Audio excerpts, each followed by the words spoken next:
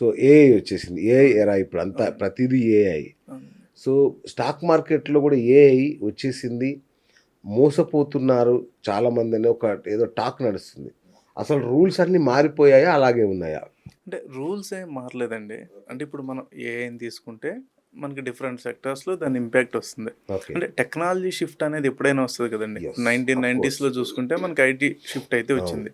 IT shift వచ్చినప్పుడు అంటే మనకు అప్పుడే మైక్రోసాఫ్ట్ రిలీజ్ అయినప్పుడు అవును.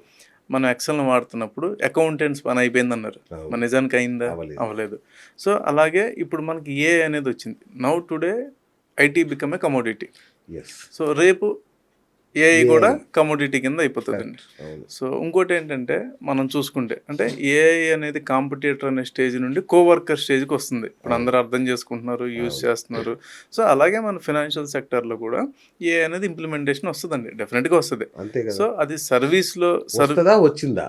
అంటే వాడుతున్నారండి. ఆ! అంటే వాడేస్తున్నారు ఆల్రెడీ. వాడుతున్నారు. ఆ! అంటే అది ఎలాగంటే ఇప్పుడు సర్వీసెస్ ఉన్నాయండి. అవును. అంటే క్లయింట్ సర్వీసెస్ ఉండొచ్చు, రీసెర్చ్ ఉంటుంది, అలాగే ఎగ్జిక్యూషన్స్ ఉంటాయి. ఓకే. ఇప్పుడు ఎక్కువ ఎగ్జిక్యూషన్ పార్ట్స్‌లో ఇప్పుడు మనం ఎక్కువ వాడుతున్నారు దీన్ని. అంటే ఎవరైతే ట్రేడర్స్ చేసుకుంటారో ఈ ఆల్గో ట్రేడింగ్ అని, అవును. దానికి సంబంధించి కొంత ప్రోగ్రామ్ డేటాను తీసుకునే దానిలో కరెక్ట్. గాని కరెక్ట్. వీటన్నిటికి కూడా ఏఐ వాడుతున్నారండి. ఓకే.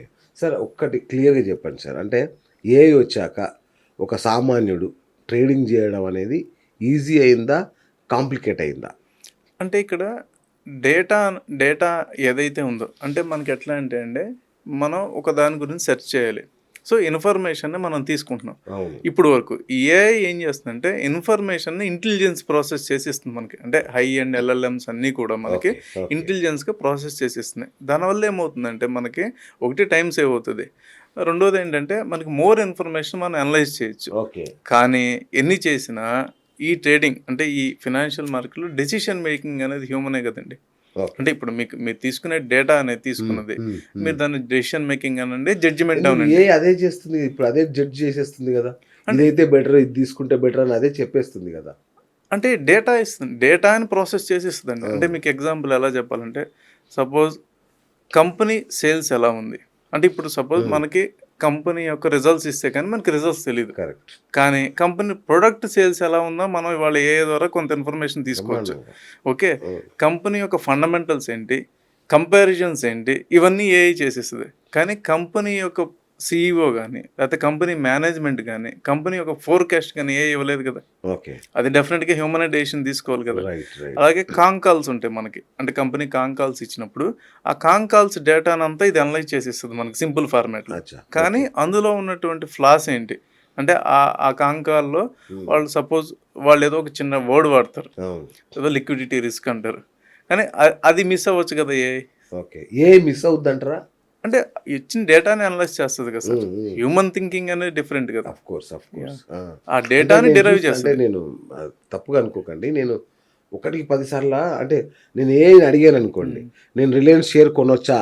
అని హ్మ్. అడిగితే అది చెప్పేస్తుంది. ఆ! నే అది ఎలా చెప్తదండి? ఆ! మీకు పీఈ రేషియోస్ అవ్వచ్చు, పెగ్ రేషియోస్ అవ్వచ్చు, యెస్. లేకపోతే లాస్ట్ Q1, Q2, Q3 యొక్క కంపారిజన్స్ అవ్వచ్చు. యెస్. ఇవన్నీ ఇస్తది. అంతే. కానీ ఇవన్నీ పాస్ట్ డేటా అనేది మన దగ్గరుంది. అవును. కానీ డెసిషన్ ఫ్యూచర్ ఎవరు తీసుకోవాలి? కరెక్ట్. మనమే మనమే తీసుకోవాలి. తీసుకోవాలి. Okay. So, is of process అవుతది. అంటే ఇప్పుడు మీకెలా అంటే సపోజ్ మీకు ఒక 200 కంపెనీల గురించి అనాలిసిస్ కావాలి. అవును. ఇదివరకేంటి ఈచ్ కంపెనీ మీరు సెర్చ్ చేసుకొని అవును. 4 వెబ్‌సైట్‌లో చూసుకొని మీరు యెస్. కంపేర్ చేసుకోవాల్సొచ్చేది. అవును. ఇప్పుడు ఏఐ మీకు డేటా అంతా పుల్ చేసి ఇస్తది. ఒక్క నిమిషంలో. అవును. అది మీకు ఈజీ అవుతదండి. So, correct. డెసిషన్స్ తీసుకోవటానికి గాని, మోర్ నంబర్ ఆఫ్ మీరు అటెంప్ట్స్ ఇన్వెస్ట్‌మెంట్‌లు చేయటానికి గాని ఏఐ మనకి ఈజీ అవుతదండి. So, human brain versus artificial intelligence అంటే ఇప్పుడు దీంట్లో ఎవరు గెలుస్తున్నట్టు?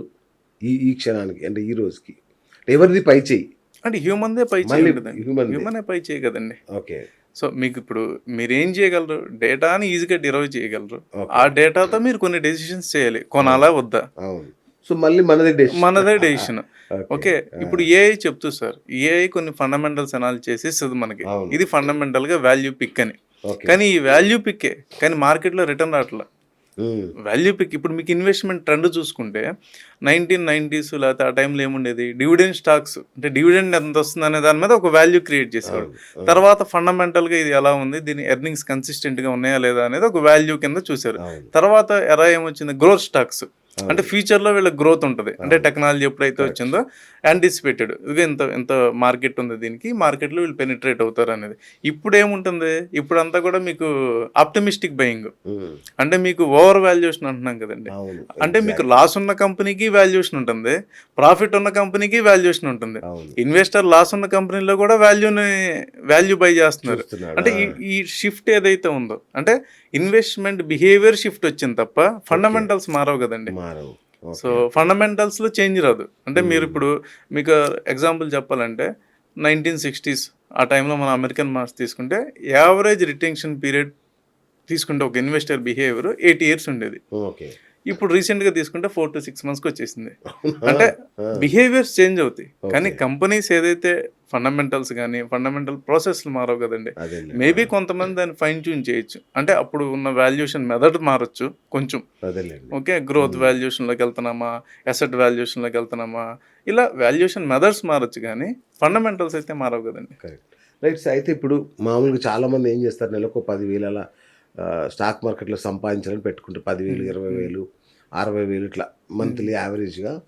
ఇట్లాంటి వాళ్ళకు కూడా ఏఐ టూల్స్ పనిచేస్తాయా, లేదంటే పెద్ద పెద్ద సంస్థలే వాడతాయా ఏఐని? ఏఐని ఎవరైనా వాడచ్చండి. అంటే సౌలభ్యం ఉందా? ఉందండి. చిన్న సబ్స్క్రిప్షన్స్ ఉంటాయి, తీసుకుంటే మనం చేయొచ్చు. కానీ ఎంత చేసినా, అంటే ఇప్పుడు ఏఐ ఏం చేస్తుంది అంటే, ఇప్పుడు మార్కెట్లో మనం కొంటున్నామండి, మార్కెట్ని ఏం డిరైవ్ చేస్తుంది?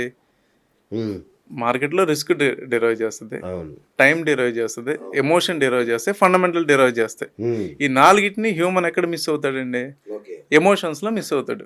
సో ఏం చేస్తుంది మనకి, ఇదిగో ఇది స్టేబుల్గా ఉండు అని చెప్తుంది, కానీ రిజల్ట్ అనేది ఏంటి? ఈ 4 మనం చేసాం కరెక్ట్గానే, కానీ రేట్ రిజల్ట్ ఎవరు ఇవ్వాలి? మార్కెట్ ఇవ్వాలి. సో అది ఎవరు డెసిషన్ తీసుకోవాలి? ఇప్పుడు మనం ఎఫ్ఎంసీజీ స్టాక్ తీసుకున్నాము, ఏఐకి ఇచ్చారు, ఇది మంచిదా కాదా అంటే ఫండమెంటల్స్ అన్ని చెక్ చేస్తే బాగానే ఉంది, 8 years నుండి రిటర్న్ లేదు, ఏం చేయాలి? ఓకే. ఇప్పుడు మీరు 100 రూపీస్లో స్టాక్ కొని 110లో మీరు అమ్మారు, 10 రూపాయలు లాభం వచ్చింది. ఓకే, ఇదే స్టాకు 90లో కొని 100లో అమ్మారు, అక్కడ 10 రూపాయలు లాభం వచ్చింది. డిఫరెన్స్ ఏంటి ఇక్కడ? లాభం అయితే వచ్చింది. 100లో కొని 110లో అమ్మారండి, 10 రూపాయలు యాజ్ ఇన్వెస్ట్మెంట్కి 10 రూపీస్ ప్రాఫిట్ వచ్చింది. 90లో కూడా కొని 100లో అమ్మారు, అక్కడ 10 రూపీస్ వచ్చింది. ఇక్కడ డిఫరెన్స్ ఎక్కడుంది? పర్సంటేజ్ ఆఫ్ రిటర్న్లో డిఫరెన్స్ ఉంది కదండి. 90 రూపాయలది 100 రూపాయలు, 10 రూపాయలు అమ్మితే మీ ఇన్వెస్ట్మెంట్ 90,000కి మీకు 10,000 వచ్చింది. అక్కడ 1,00,000 రూపాయల ఇన్వెస్ట్మెంట్కి 10,000 వచ్చింది. There is difference of 1 or 0.5% difference ఉంది కదా. సో ఈ డెసిషన్స్, ఇలాంటి డెసిషన్స్ ఎవరు తీసుకోవాలి? అట్లా మనం ఏంటంటే డెసిషన్ జడ్జిమెంట్ అనేది ఖచ్చితంగా హ్యూమన్ ఇంటర్ఫియరెన్స్ అనేది ఉండాలండి.